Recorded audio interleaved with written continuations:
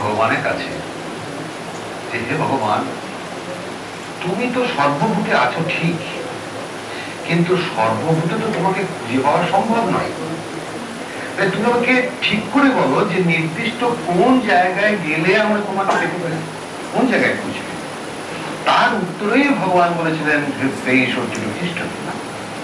তার মানে প্রত্যেকের শরীরের ভেতরে অভ্যন্তরে আমি বসে আছি, আমি প্রাণ খ্রিস্ট। আমি ছাড়া এই পৃথিবীতে কিছু থাকতেই পারে না, কেউ বেঁচেই থাকতে পারে। সেইটা নির্দিষ্ট বুদ্ধির মাঝখানে নয়, এটা যৌগিক মতে হলো কুটস্থ। তাই আমাদের দেশে এই ভারতবাসী যত মহিলারা কপালে টিপ পড়েন, এটা সেই কুটস্থটাকেই আইডেন্টিফাই করা হচ্ছে। এবং যত দেবদেবী আমরা দেখতে পাই, বিশেষ করে দেবীদের ক্ষেত্রে তাদেরও কপালে একটা করে চোখ দেখা যায়। ওই জায়গাটাকে স্পেসিফাই করা হচ্ছে যে ওই জায়গাটাই তোমার সাধন করবার জায়গা, ওই জায়গাটা তোমাকে যেতে হবে, পৌঁছতে হবে।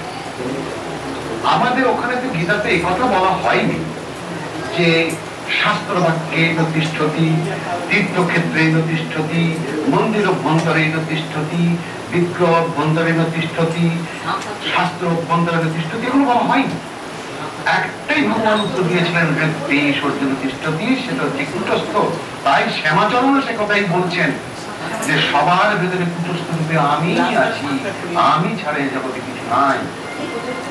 অশান্ত বিশ্বে শান্তি প্রতিষ্ঠান, বৈচিত্র্যের মধ্যে ঐক্যের সন্ধান, সুন্দর পৃথিবীকে উন্মত্ত হিংসার হাত থেকে রক্ষা, ক্ষুদ্র ক্ষুদ্র ধর্ম সম্প্রদায়গুলিকে কিভাবে বড় বড় ধর্ম সম্প্রদায় রক্ষা করবে, এই উদ্দেশ্যেই মহামান্য দলাই লামার তত্ত্বাবধানে ইউএনও, ইউনেস্কো, UNCHR প্রভৃতির পরিচালনায় 1997 সালের 26শে এপ্রিল থেকে 2রা মে পর্যন্ত ফরাসি দেশের অ্যালসেন্ট হিউমান শহরে অনুষ্ঠিত এক বিশ্ব ধর্ম মহাসভায় এই মহান দেশ ভারতবর্ষ থেকে সনাতন হিন্দু ধর্মের একমাত্র আমন্ত্রিত প্রতিনিধি রূপে যোগাচার্য শ্রীমৎ অশোক কুমার চট্টোপাধ্যায়ের অংশগ্রহণ অতি তাৎপর্যময় ঘটনা। আমি বিশ্ব ধর্ম সম্মেলনে যাব, এটা চিন্তা তো দূরের কথা, কোনো স্বপ্নেও ভাবিনি। কিন্তু একটা কথায় বলে, ভগবান যাকে দিয়ে যা করিয়ে নেয়, তিনি হয়তো কিভাবে আমাকে ঠেলে দিলেন আমি যেতে বাধ্য। ফলে এইটা যে যাবো, এই ব্যাপারটা আমার ঘুরেও জানা ছিল না। হঠাৎ একদিন একটা ফ্যাক্স আমার কাছে এসে হাজির, যে আমাকে এই বিশ্ব ধর্ম সম্মেলনে ইউএনওর তরফ থেকে আমাকে ইনভাইট করা হয়েছে। আমি তো একদিন দুদিন ভাবতে লাগলাম, বাবা এ কি ব্যাপার, এখানে গেলে কি করতে? আমরা তো স্বামী বিবেকানন্দের নাম টাম শুনেছিলাম, কিন্তু বিশাল বিশাল ব্যাপার, তো এত বড় বিশাল ব্যাপার তো আমি ভাবিনি কোনোদিন। যাই হোক, প্রস্তুতি তো নিতেই হবে। কিরকম ধরনের প্রস্তুতি নিয়েছি? প্রস্তুতি বলতে প্রথমে ভারত থেকে যাওয়ার আগে প্রস্তুতি বলতে যেমন ভিসা ইত্যাদি, তারপরে তার টিকিট ইত্যাদি, এই সমস্ত ব্যাপারগুলো ছিল। তারপর আরো একটা মস্ত বড় প্রস্তুতি ছিল, সেটা হচ্ছে যে বিভিন্ন বক্তৃতাগুলোকে আমরা কিছু আগাম তৈরি করে নিতে চেয়েছিলাম। কারণ কোন দিন কখন কিভাবে কি জাতীয় বক্তৃতা দিতে হবে তার একটা সিনাপসিস আমরা করে নিয়ে গেছিলাম এখান থেকে। পরবর্তীকালে ওখানে গিয়ে আবার সেগুলোকে একটু রিভাইজ করতে হয়েছিল। এই বক্তৃতাগুলো মোটামুটি আমি বলে যেতাম।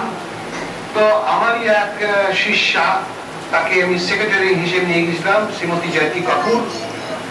সেগুলো ডিকটেট নিয়ে তারপর টাইপ করে এগুলো সমস্ত তৈরি করে ফেলব। এই বিশ্ব ধর্ম সম্মেলনে যোগাচার্যদেবের অনেক উক্তি ছিল। তাদের মধ্যে one man, one god, one religion, one world, অর্থাৎ এক মানুষ, এক ধর্ম, এক পৃথিবী এবং এক ভগবান। এই উক্তিটি প্রচন্ড রকমের আলোড়ন সৃষ্টি করেছিল। তার মানে তখন যখন এই উক্তিটি যোগাচার্যদেব বললেন, তখন সবার মধ্যে একটা হুইসপারিং শুরু হয়ে গেল, কেননা তারা এই ধরনের উক্তি পূর্বে কখনো শোনেনি। এবং তারা এটাই সিদ্ধান্ত হলো যে তারা এইটা নিয়ে রিসার্চ করবে। এবং তার বক্তব্য শেষে উপস্থিত দর্শকবৃন্দ, তাদের মধ্যে বুদ্ধিজীবী ছিলেন, দার্শনিক ছিলেন, বৈজ্ঞানিক ছিলেন এবং বিভিন্ন দেশের প্রতিনিধিগণ তারা সবাই উপস্থিত ছিলেন। এরা প্রত্যেকেই বিপুল করতালি দিয়ে তার বক্তব্যটাকে সমর্থন করেছিলেন এবং তাকে অভিনন্দন জানিয়েছিলেন। এই সনাতন হিন্দু ধর্ম সম্বন্ধে কি বললেন, কি বক্তব্য রাখলেন? তো আপনারা আমাকে হিন্দু ধর্মের যে প্রতিনিধি হিসেবে ডেকেছেন, আমি হিন্দু ধর্মের প্রতিনিধি হিসেবে আপনাদের কাছে আসিনি। আমি ব্যক্তিগতভাবে এসেছি আপনাদের কাছে ভারতের সনাতন ধর্মের প্রতিনিধি হিসেবে। কাজে আমি হিন্দু ধর্ম নিয়ে কোনো কথা বলিনি। যা কিছু বলেছি আমার সনাতন ধর্ম, শাস্ত্র এবং অনন্ত কাল ধরে অনন্ত মুনি ঋষি যোগী পুরুষরা যে শিক্ষা দিয়ে এসেছেন ভারতবর্ষের বুকে, আমি সেই শিক্ষাকেই তুলে ধরবার চেষ্টা করেছিলাম। সেটা হচ্ছে আত্মজ্ঞান বা আত্মসাধনার দিকটা, যাতে মানুষ এক মেবা দ্বিতীয় মেতে পৌঁছে যেতে পারে। সেই প্রাণ সত্য আর সব মিথ্যা, এই দিকটাকে আমি তুলে ধরার চেষ্টা করেছি। দীর্ঘদিন তার সঙ্গে সংসার করছেন, যোগাচার্যদের সম্পর্কে আপনার অভিমতটা কি একটু বলতে পারেন? সংসার জীবনে ওকে আমি প্রথম থেকেই দেখছি উনি অত্যন্ত সৎ, ধর্মের দিকে বেশি আকৃষ্টতা। সে কারণে আমি তার সঙ্গ লাভ করে থেকে আমি ওকে নানাভাবে ঈশ্বর সাধনার যাতে এগিয়ে যেতে পারে নানাভাবে আমি ওকে সাহায্য করবার চেষ্টা করছি। জানি না আমি কতদূর সাকসেসফুল হয়েছি, তবু ওনাকে দেখে আমার মনে হয় আমি বোধহয় পুরোটাই সাকসেসফুল হয়েছি। কারণ প্রতিদিন প্রতিটি মুহূর্ত, ঘন্টার পর ঘন্টা, 12 ঘন্টা, 14 ঘন্টা, 18 ঘন্টা উনি এক আসনে বসে সাধন করেছেন। আমি সব সময় ওনার পাশে বসে থেকে ওনাকে সাহায্য করেছি এইভাবে যে কোনো সময় হয়তো একটু জল তেষ্টা পেল, একটু চামচে করে ওর মুখে জল দিয়ে দিলাম। কোনো সময় হয়তো একটু অসুবিধা হচ্ছে, একটু পাখাটা নিয়ে আস্তে করে হাওয়া করছি। কারণ সাধনের সময় পাখা চালিয়ে সাধন করা নিষেধ, কোনো সুখের মধ্যে থেকে সাধন করা যায় না। এই কারণে শরীরটাকে হয়তো ভেবে গেছেন বহুক্ষণ সাধন করতে করতে আমি পাশ দিয়ে আস্তে আস্তে বসে হাওয়া করছি, বা 14 ঘন্টা সাধনের পরে উনি যখন একেবারে সমস্ত স্থির অবস্থায় এসে গেছে, উনি উঠতে পারছেন না, উঠতে চাইছেন, সেই অবস্থা বুঝে আমি ওকে হাত ধরে আস্তে আস্তে সারা শরীরে ম্যাসেজ করে ওনার শরীরটাকে নর্মাল করেছি। তারপরে ওনাকে ধরে বাচ্চা ছেলের মতো এনে চোখে মুখে জল দিয়ে বাথরুম করিয়ে ওনাকে খাটে বসিয়ে জল খাইয়ে তারপরে আস্তে আস্তে ওনাকে রাত্রের খাবার দিয়েছি। সহজ সরল অনাড়ম্বর জীবনযাপন করে কঠোর সাধনা করেছেন।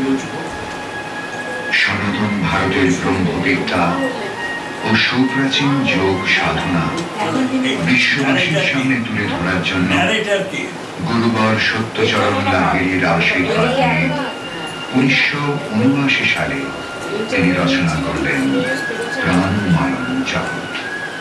এরপর 1981 খ্রিস্টাব্দে অধ্যাত্ম জগতের প্রামাণ্য পুস্তক পুরাণ পুরুষ যোগীরাজ শ্রী শ্যামাচরণ লাহিড়ী রচনা করলেন। এরপর লিখলেন শ্যামাচরণ ক্রিয়াযোগ ও অদ্বৈত, সংকলন করলেন শ্যামাচরণ গ্রন্থাবলী, লিখলেন যুগ প্রবন্ধে ভারত আত্মা কি এই শ্যামাচরণ। বহু নথি ঘেটে যোগীরাজ শ্যামাচরণের জন্মস্থান কৃষ্ণনগরের ঘূর্ণি অঞ্চলের লুপ্ত তীর্থ উদ্ধারের মহাব্রত সম্পাদন করেন। ভাবিকালের ধর্ম অনুরাগীরা যাতে সঠিক সাধন পথ অবলম্বন করে আত্মিক উন্নতির পথে অগ্রসর হতে পারে, সেই জন্য 1986 খ্রিস্টাব্দে পশ্চিমবঙ্গের দক্ষিণ 24 পরগনার অন্য সাগর তীর্থের নিকটে কাকদ্বীপে প্রতিষ্ঠা করলেন যোগীরাজ শ্যামাচরণ সনাতন মিশন। 1995 খ্রিস্টাব্দের 2রা অক্টোবর মন্দিরের দ্বার উদ্ঘাটিত হয়। বিশ্বের বহু স্থানে এই মিশনের শাখা আজ এই সাধনের সন্ধান দেবার তাগিদে উন্মুক্ত।